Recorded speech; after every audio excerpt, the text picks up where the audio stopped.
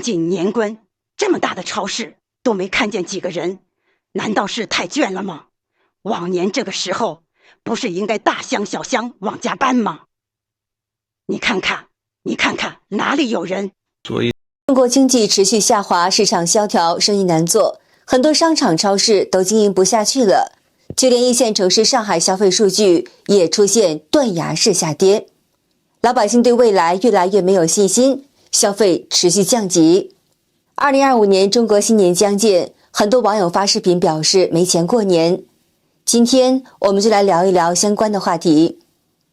博主子怡情感发帖认为，2025年或将来史上最冷清的新年，有2个原因。第一个原因是囊中羞涩难过年，很多人辛苦工作1年以后，不仅没有挣到钱，反而可能负债累累。但过年需要购买年货，给晚辈发红包等，对于经济紧张的人来说，这些基本开销都成了沉重负担，过年底气大打折扣。第二呢，就是就业形势严峻，很多在外打工的人如果找不到工作，早就回老家待着了。仍在外漂泊的打工人，即便想回家过年，也被高价机票、高铁票价吓住了。今年回老家过年的人应该比往前少，因为没这个了。我就这么讲，我回去一趟要花6000打底，而且我还要透支2月份和3月份的工资，那这个是好事吗？我真的不愿意像一个雪球一样去越滚越多这个负债。然后为什么不用存款呢？开玩笑，谁有存款呀？去年1年都是白领，完全白干。再往前1年了，为了享受什么本地生活，我呢跟个神经病一样，在工作旁边呢开了一个餐饮副业，结果呢亏损了6万，还有老脸回去啊！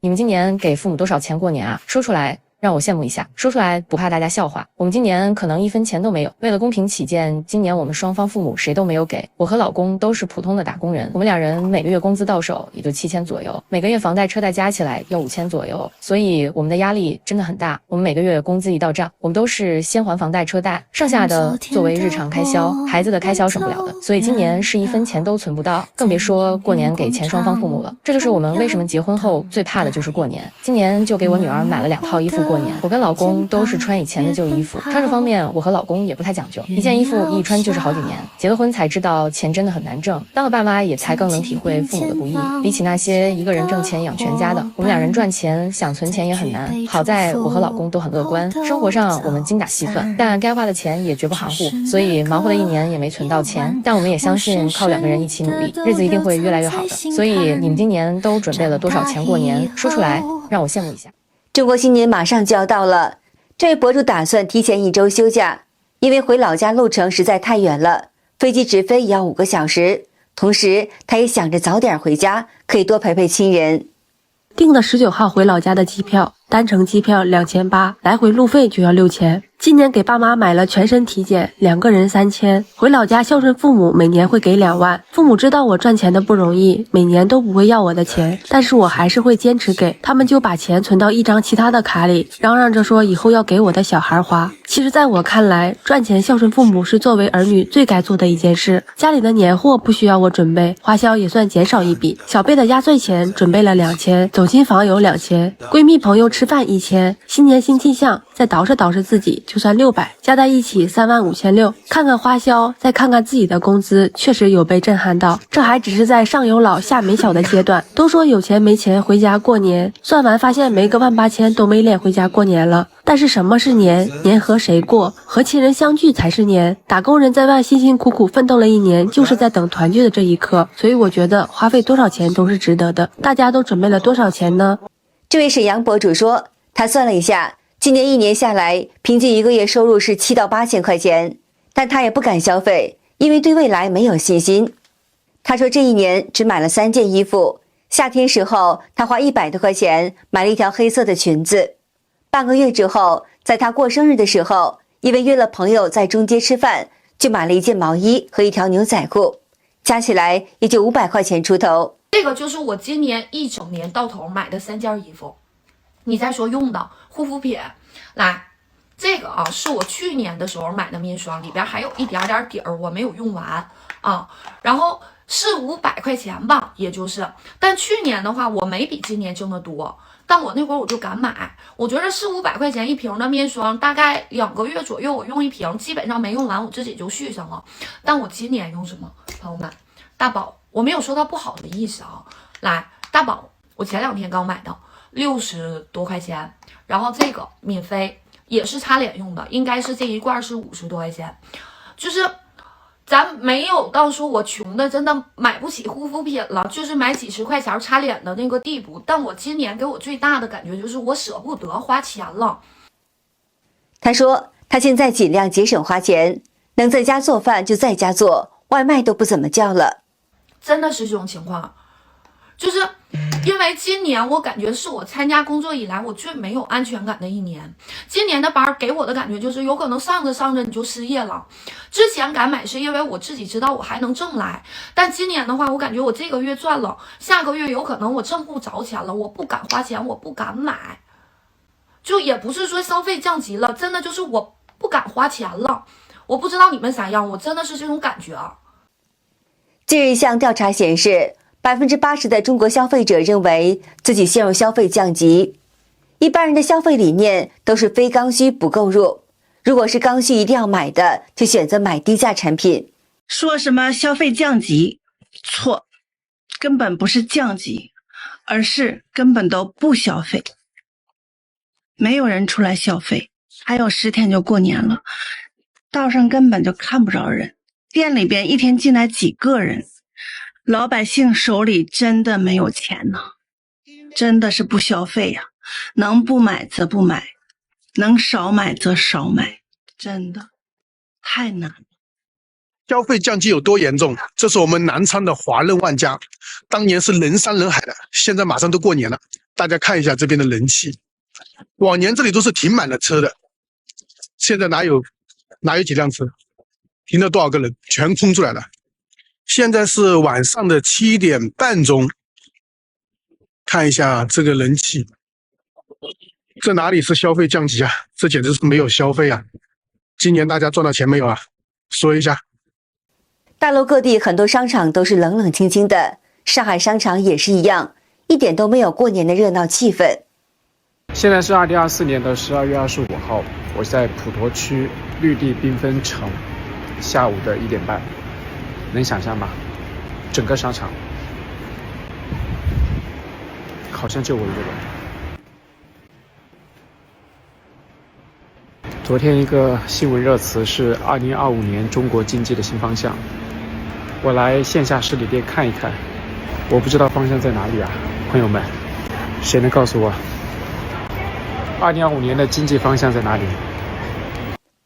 上海市统计局数据显示，2024年6月，上海全社会商品零售额下降了9.4%，其中批发零售下降9.6%，住宿餐饮下降6.5%，其中吃的商品6月份同比下降1.7%，穿的商品6月同比下降5.0%，用的商品6月同比下降13.5%，烧的商品6月同比下降4.7%。好，今天菲菲来到了上海浦东曾经潮路的顶流商场，哪里呢？宝龙广场。哎呀，以前嘛说一铺养3代，现在倒过来了。你这个商铺买的真的是一铺穷3代了，都是关门的灯的。现在是周末，礼拜6啊，饭点12点多，没有一家开门的啊。前面有一家老北京炸酱面。再看，全都是关门的，惨不忍睹。如果你高价位买的这个商铺，估计现在已经大概已经空晕在厕所了，可以说。曾经潮路的顶流啊，那个时候宝龙广场那个家乐福开张的时候，可以真的说是人满为患。现在呢，现在是惨不忍睹。小猫3两只，小猫3两只都没有啊！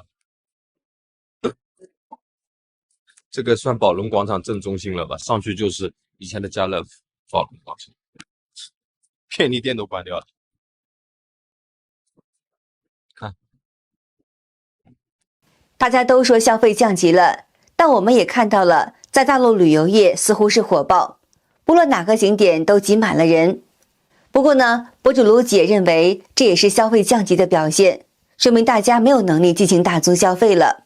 恰恰这些旅游的火爆，说明消费真的降级了。你想想，现在旅游都是哪儿热？天水、淄博、哈尔滨，是不是都比较便宜？包括青岛，一到旅游季，我回家都回不了，东海路堵得水泄不通。青岛旅游为什么火爆？一是凉快，二是便宜，所有的景区都不收费，所以大家现在在穷乐呵。什么是真正的消费？买车、买房、结婚、创业、投资，这些才花钱。现在还有人在提这些吗？这才是大消费，1、2千块钱去买个火车票，去穷游一顿，乐呵乐呵，那恰恰是消费降级的代表。你还记得美国经济大萧条的时候诞生了一个什么词？叫口红效应。因为我们是人，人是有血有肉的，需要一个宣泄的口。当我们不能再大消费的时候，那我们这些小确幸再不发生，我们还活不活了？所以你看到越来越多的人出门旅游，表面上风风光光、热热闹闹的，其实不是我们越来越有钱了，这是一种消费降级的表现，说明我们没有能力进行大宗消费了，只能花点小钱，穷乐呵乐呵。看看现在的超市吧，除了理货员、收银员，还有几个顾客。饮料卖不动了，面包卖不动了，水果卖不动了，熟食也没人买了，老百姓哪敢吃啊？那么多的防腐剂，那么多的添加剂，那么多的色素。原以为医院是卖药的地方，原来超市买的食品吃下去也都是药。饭店一家家倒闭，商场空荡无人，只有医院里人山人海，乌泱乌泱的。你今年回家过年吗？一个不幸的消息，2025年春节以后的每个春节年味将会越来越冷淡。为什么大家都不想回家过年了？根本原因就是既没有足够的实力去颠覆家里的那片世界，也不愿忍受那个世界。过年是成年人的高考，现在生活压力很大，回家过年还要面对家里人、亲戚的灵魂式的拷问：你在哪里工作？工资多少？买房买车了没有？有对象没有？你看那谁谁19岁就有孩子了，你再看看你，不要整天待在家里，出去转转呀！我实在不理解，19岁结婚生孩子很光荣吗？本来平时工作就已经很累了，过年就想好好休息一下，结果7大姑8大姨的盘问不会让你好过，有时候真的搞得人想回去上班。好的，今天就和大家聊到这儿了，请您记得点赞、订阅、留言，并且分享给您的朋友们。感谢您的支持，我们下期节目再见。